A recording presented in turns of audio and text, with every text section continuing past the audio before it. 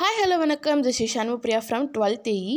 இன்றைக்கி நம்ம பார்க்க போகிற டைட்டில் என்னென்னா பட்ஜெட். அதாவது ஒரு வீட்டுக்கே எவ்வளோ பட்ஜெட் பார்த்து நம்ம வீட்டோட செலவு வரவெல்லாம் பார்த்துக்குறோம். அதே மட்டும் நம்ம கவர்மெண்ட்டுக்கும் இதே மட்டும் ஒரு பட்ஜெட் இருக்கா?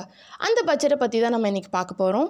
இன்றைக்கி நம்ம பார்க்க போகிற டைட்டில் வரவு செலவு திட்டம். அதாவது நம்ம கவர்மெண்ட்டோட பட்ஜெட்லாம் எப்படி இருக்குது அப்படின்னு பார்க்கலாம். பட்ஜெட்டுக்கிறீங்க, அந்த பட்ஜெட்னா என்ன? பட்ஜெட் அப்படிங்கிற சொல் வந்து பௌஜெட் அப்படிங்கிற ஃப்ரெஞ்ச் லாங்குவேஜ்லேருந்து நம்மளுக்கு பெறப்பட்டிருக்கு. இந்த பட்ஜெட்டோட மீனிங் தான் என்ன? இந்த பட்ஜெட்டோட மீனிங் வந்து எ ஸ்மால் லெதர் பேக், அதாவது சிறிய பை அப்படின்னு சொல்கிறாங்க. நிதி அறிக்கை அப்படின்னா என்னென்னு பார்க்கலாமா? நிதி அறிக்கைனா ஒரு ஃபினான்ஷியல் இயரோட எஸ்டிமேட்டட் இன்கம் அண்ட் எக்ஸ்பெண்டிச்சர், அதாவது ஒரு ஃபினான்ஷியல் இயரோட வரவையும் செலவையும் எஸ்டிமேட் பண்ணி கவர்மெண்ட் வச்சு அதை தாக்கல் பண்ணுறது தான் நிதி அறிக்கை அப்படின்னு சொல்லலாம். சரி, இந்த பட்ஜெட் பற்றி யார் தான் டெஃபினேஷன் கொடுத்துருக்காங்க? வாங்க ஒரு 2 பேர்த்த பார்ப்போம்.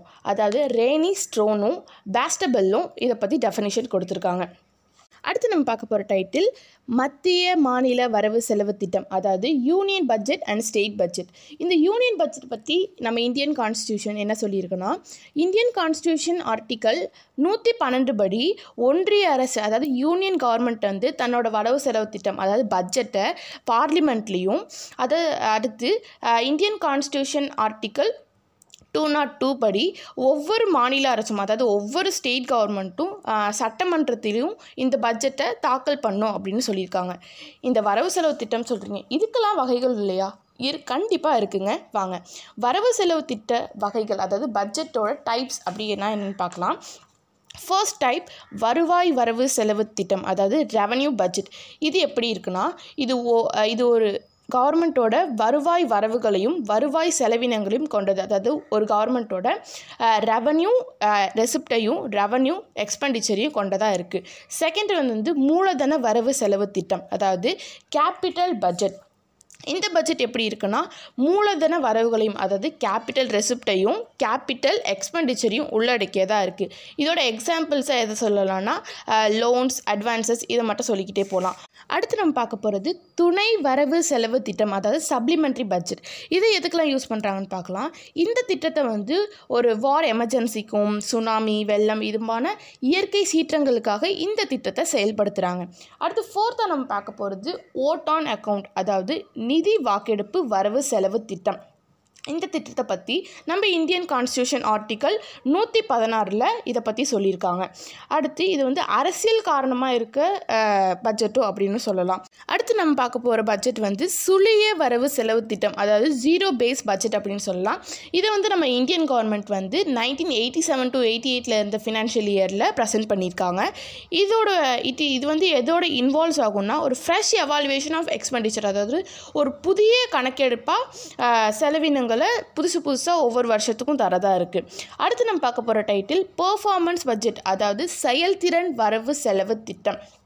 இந்த வரவு செலவு திட்டம் அப்படின்னா என்னன்னு பார்த்தீங்கன்னா, ஒரு வரவு செலவு திட்டத்தோட அவுட்கம் பேஸஸில் இருக்கிறது, அதாவது வெளியீட்டின் அடிப்படையில் இருக்கிறது தான் இந்த செயல்திறன் வரவு செலவு திட்டம், அதாவது பெர்ஃபார்மன்ஸ் பட்ஜெட் அப்படின்னு சொல்கிறாங்க. அடுத்து நம்ம பார்க்க போகிறது பேலன்ஸ்டு பட்ஜெட்.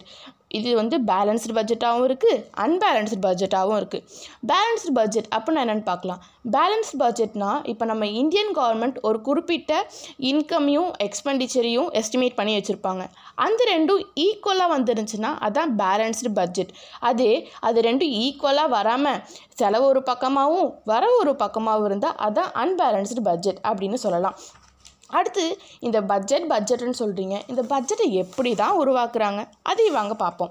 இந்த பட்ஜெட்டோட ஃபர்ஸ்ட் ஸ்டெப் எப்படி இதை ப்ராசஸ் பண்ணுறாங்க, அதோட ஃபர்ஸ்ட் ஸ்டெப் அதை பார்க்கலாம். பட்ஜெட்டை வந்து நம்ம ஃபினான்ஸ் மினிஸ்டர் தான் தயாரிப்பார். அது எப்படி தயாரிப்பார்னா, வேரியஸ் டிபார்ட்மெண்ட்ஸில் இருக்க எஸ்டிமேட் பண்ணி வச்சுருக்க இன்கமையும் எக்ஸ்பெண்டிச்சரையும், அதாவது வரவையும் செலவையும் எஸ்டிமேட் பண்ணி மினிஸ்ட்ரி ஆஃப் ஃபினான்ஸ் தயார் பண்ணுவார். கடைசியாக ப்ரிப்பேரும் ஆயிருங்க பட்ஜெட்டு. ஸ்டெப் 4 வந்து இதை ஃபினான்ஸ் மினிஸ்டர் வந்து கேபினட் அப்ரூவலுக்காக ப்ரெசென்ட் பண்ணுவார். தென் 5th ஸ்டெப் பார்லிமெண்ட்டில் இந்த பட்ஜெட் ப்ரெசென்ட் ஆகி தாக்கல் செஞ்சுருவாங்க. அடுத்து நம்ம பார்க்க போகிறது பட்ஜெட்டை வந்து எப்படிலாம் செயல்படுத்துகிறாங்க அப்படின்னு பார்க்கலாம். ஃபஸ்ட்டு எப்படி செயல்படுத்துகிறாங்கன்னா, தொகுப்பு நிதியாக செயல்படுத்துகிறாங்க, அதாவது கன்சாலிடேட்டட் ஃபண்டாக செயல்படுத்துகிறாங்க. செகண்ட், அவசர நிதி அதாவது கான்ஸ்டிகென்சி ஃபண்டாக செயல்படுத்துகிறாங்க. தேர்டு ஒன் பொது கணக்கு அதாவது பப்ளிக் அக்கௌண்ட்ஸாகவும் செயல்படுத்துகிறாங்க. இது மாதிரி 3 வகையாக இந்த பட்ஜெட்டை செயல்படுத்துகிறாங்க.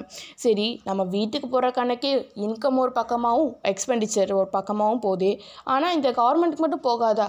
கண்டிப்பாக போகுங்க. அதை பற்றி பார்க்கலாம். Budgetary deficit. ஃபர்ஸ்ட் டெஃபிசிட் எப்படி இருக்குன்னா வருவாய் பற்றாக்குறை. இதை வந்து ரெவன்யூ டெஃபிசிட்னு சொல்கிறாங்க.